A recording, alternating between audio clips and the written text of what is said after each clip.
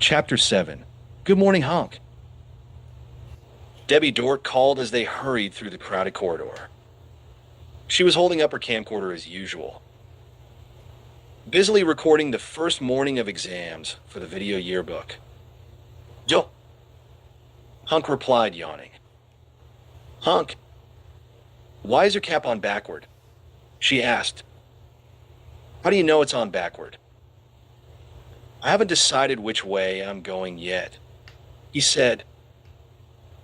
She couldn't decide whether he was joking or not, so she decided to ignore it. He's so handsome, she thought. It's too bad he can't dress himself. The hallway was much quieter than usual. Most cadets had been up the whole night studying for their first exam. Oops. Forgot Shaky, Honk said, slapping his handsome forehead. Forgot him? Debbie looked confused. Yeah. I promised I'd carry him to class this morning. Carry him? Why? Exams make him a little nervous. He forgets how to walk. Forgets? Debbie stopped and turned to face Honk. Forgets how to walk? Just at exam time. They make him real nervous. He forgets how to walk, how to talk, how to go to the bathroom, everything. Debbie shifted the camcorder in her hand. Well, if he forgets everything, how does he ever pass his exams? He doesn't, Honk said, smiling for some reason. He always flunks. That's why exams make him so nervous. It all seemed logical to Honk, so Debbie assumed it made sense somehow. They started walking again. Poor guy. Honk continued, still talking about Shaky. So many times his arms and legs just shake all over. It's scary. That's terrible, Debbie said. It would be hard to go through life always being so nervous like that. They walked a little further, and then Debbie asked, what does Shaky want to be when he graduates and gets into the Space Patrol? He wants to be on the bomb disarming squad, Honk said. Honk carried Shaky into the vast gymnasium that was serving as an exam hall and set him down near the back. What exam is this? Shaky stammered. Eveporgoten. It's a simple one, Honk said reassuringly. It's a discipline exam. Piece of cake. You'll ace it, Shaky. What does that mean? Shaky asked shakily, pulling nervously at Honk's jacket sleeve. I forget. Look, man, this exam is nothing at all. You just have to stand at attention for an hour. You know, to show you got discipline. What? What did you just say? I forget, Shaky said. Honk turned and greeted Andy and Rip, who were standing in the row in front of him. Yo, Andy. How's it going? Andy beeped loudly. Correct time is 0900 hours and 4 minutes, he said, grinning. Oh, thought Honk. Some of his memory chips must be damaged or something.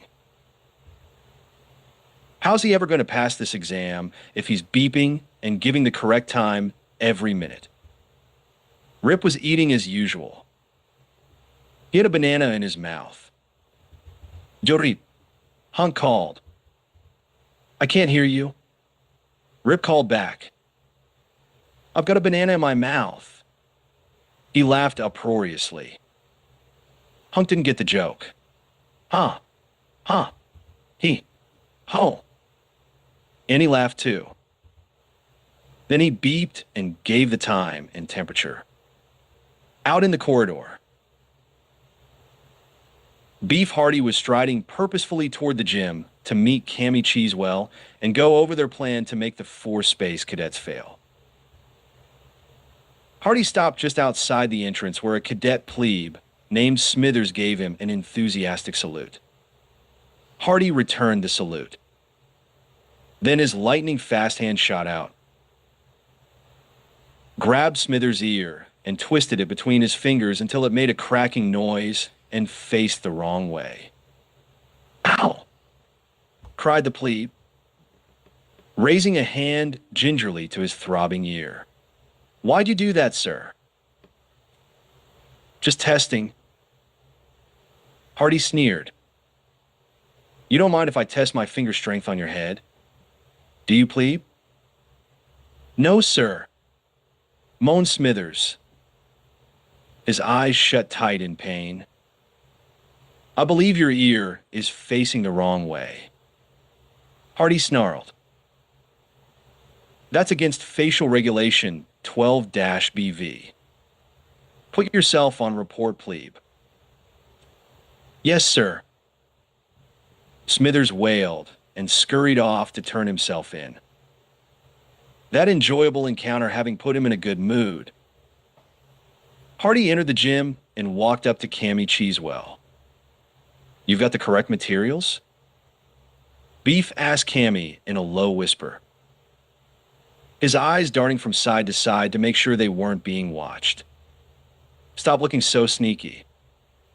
Cammy whispered, "You're making even me suspicious." "Never mind about that." Beef whispered, shielding his face with his cap so that he wouldn't be noticed. "This is our first chance to make sure they fail.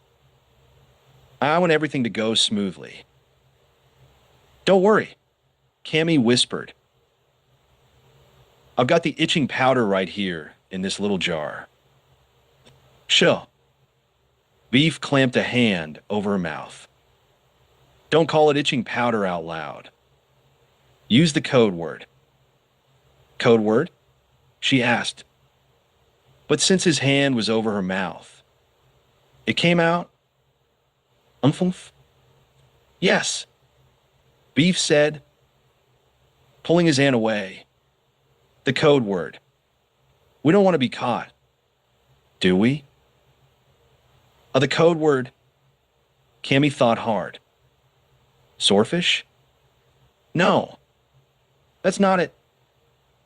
Beef whispered, "Hurry, use the code word. The exam is almost starting." "A cornflakes with blueberries?" "What?" Beef cried. "That's not the code word. That's what you had for breakfast." "Sorry, Beef," Cammy said, lowering her head. "I just don't remember the code word." Beef sighed, exasperated. Okay. I'll tell it to you. The code word is pitching outer." "Pitching outer?" "Yeah. You see, the first letters are reversed. That way no one will be able to figure out what we're talking about." Cammy looked at her dream cadet with renewed admiration. "Beef, you're so brilliant." "Don't call me Beef," he warned, glancing around the room, which had grown silent, waiting for the instructor to begin the exam. "Call me by my code name." "Code name?" "Yes. Call me by my code name," Beef said impatiently. "You remember it, don't you?" "Well, no," Cammy said, her shoulders slumping. She wanted to impress Beef, but so far she was striking out. "What's your code name?" "It's code," Beef whispered. "Code. See? That's my code name." His words gave her a tingle that ran down her back. How could one cadet be so outrageously clever? And do you remember your secret name? Beef asked expectantly. Is it secret? She asked, taking a wild guess. Yes, he cried aloud, forgetting his nervousness about being overheard. He gave her a pleased smile. I think I'm getting good at this, Cammy thought. She pulled the small brown plastic container from her uniform trouser pocket. Here it is, code, she whispered. I've got the pitching outer. Sneeze, he said, looking alarmed. Sneeze? She didn't remember that secret code. Sneeze? She asked. Sneeze, he cried, his dark eyes growing wide, his face filling with urgency. Sneeze? What do you mean, Beef? I mean, code? What do you mean? I mean, I have to sneeze, he cried. Hold it in. Hold it in, she urged. Don't draw attention to us. Nodding at her wisdom, he clasped 2 fingers over his nose. Then he sneezed out of his mouth, so hard that he did a backward cartwheel. All eyes turned to the back of the gym to see what all the commotion was. Yo, Hardy, do that again, Hunk called. The room burst into cheers and applause. Don't pay any attention, Beef whispered to Cammy, wiping his nose with a handkerchief. 3.5 wipes. The regulation number. I don't think they noticed. Do you? No. I don't think so, Cammy said, thinking about how handsome he looked when he covered his nose and sneezed out of his mouth. So you've got the pitching outer? Beef asked, returning to business. Yes, Cammy whispered. Is it good and strong? Well, I didn't test it out, Cammy said. But it's the stuff that's used to torture spies. It should be pretty powerful. It's supposed to start itching as soon as it touches human skin. Great, Beef cried, rubbing his hands together the way people always rub their hands together in the movies. Okay, the exam is about to start. Let's go over Plan 412. Right? Cammy said, holding the small jar tightly in her hand. Plan 412. Oh, what's Plan 412 again? It's the plan that comes right after Plan 411. Beef explained patiently. Oh, yes. Of course. I stand next to one of the 4 space cadets. When the exam begins and we have to stand at attention for an hour, I raise the jar behind his back, hold it up, and pour some itching powder down the back of his neck. Yes, that's Plan 412. Cadet Hardy said with great seriousness. When one of the space cadets starts howling and scratching and jumping around like an idiot, his 3 companions will break attention to come to his rescue, and all 4 will flunk the exam. It's a perfect plan. Cadet Cheesewell whispered with true admiration flaring in her emerald eyes. Sure. Don't say perfect plan out loud, Beef warned. Reverse the first letters so no one will understand. Yes. Of course, Cammy whispered, glancing nervously about the vast gym. It's a perfect plan. That's better, Beef said. Now go to work. Good luck, secret. Thanks, Code. She replied, and she made her way through the lines of cadets, the small brown container wrapped tightly in her hand. A few minutes later, a lanky lieutenant strode to the front of the room and shouted for quiet. He announced that he was Lieutenant Lofish, the exam proctor, and quickly explained the rules of the exam. His shouted words echoing off the tile walls in a jumble of sound, so that not a single word could be understood by anyone. But no one really had to hear Lieutenant Lofish's explanation. They knew what they had to do was to stand at full attention for an hour to show that they had discipline. Piece of cake. Hunk muttered with a grin. Cake? Where? Where? Rip cried. Sure. Shaky warned, holding a trembling finger to his lips to warn Rip. Shaky's knees were knocking together so hard. He looked like he was dancing the Charleston. Andy beeped and gave the time. Attention. Lieutenant Lofish screamed. And with that cry, the vast gym grew silent. And 300 gold and gray uniformed cadets sprung to attention. Their eyes straight forward, their backs stiff and upright, their arms straight down at their sides, except for one cadet, Cammy Cheesewell, who, eyes rigidly to the front, casually, slowly, sneakily raised the hand containing the small bottle of itching powder.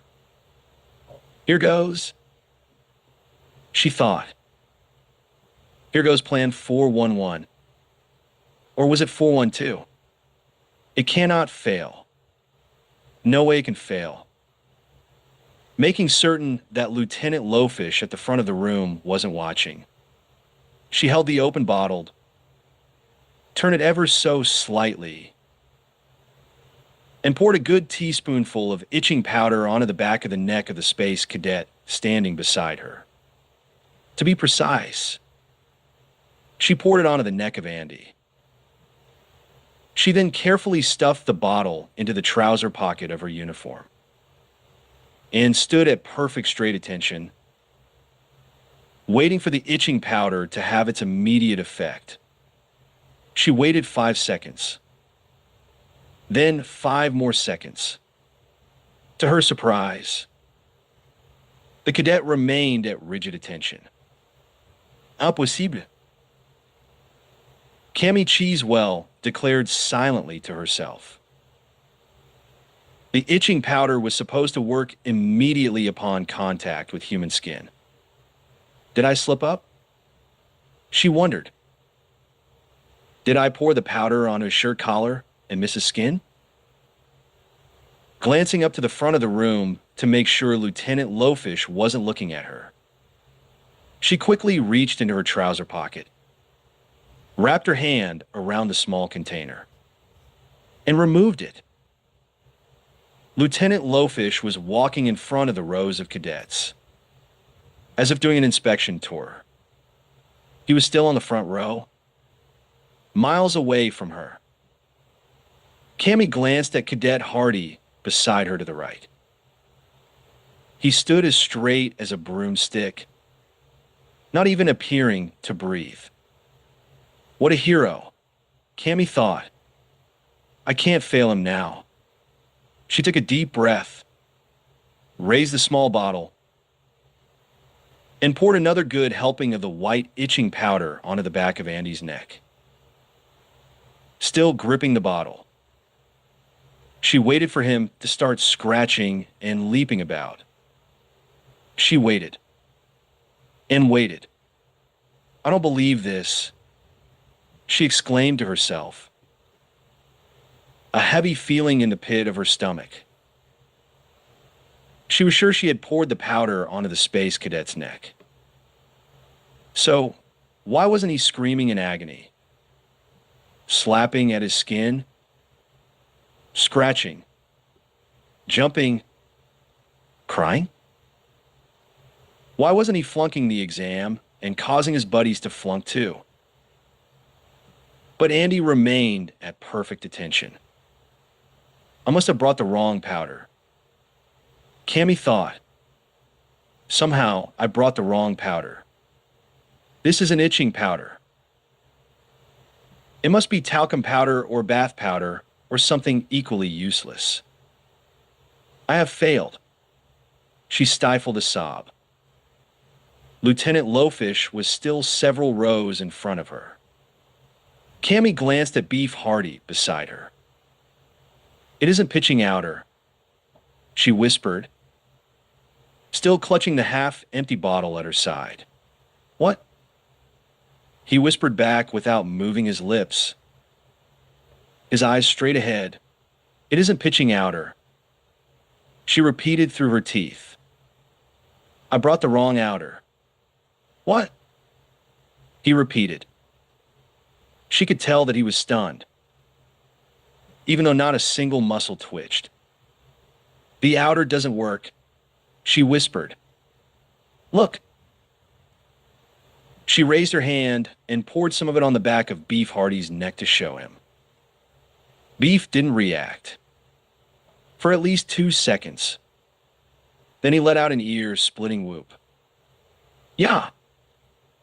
Both hands began flailing wildly, slapping the back of his neck.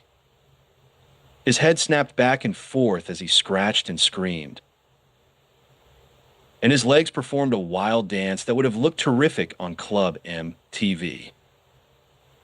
As Beef Hardy's hands flew up around his neck, he bumped Cammy Cheesewell's arm. The small bottle went flying into the air, and the remaining powder landed on top of her head. Yipes! Was Cammy's loud reaction, or something that sounded like it. She began yelping like a puppy with its tail caught in a door, scratching her head and wildly pulling her hair, while doing a complicated dance very similar to Cadet Hardy's. No one turned to watch the dancing couple. Everyone else in the room remained at rigid attention, except for Lieutenant Lowfish. He pointed an accusing finger, first at Beef, then at Cammy, and signaling with the same finger, called, Out! Both of you, out! You fail. Still scratching. The 2 cadets slumped miserably to the exit. I don't know what went wrong. Cadet Cheesewell sobbed, furiously scratching her hair with both hands. Maybe we should have tried Plan 413. Cadet Hardly lamented, furiously rubbing his red, swollen neck. Back in the exam room, Andy beeped loudly and gave the current temperature. Luckily, Lieutenant Lowfish was at the front of the room and didn't hear.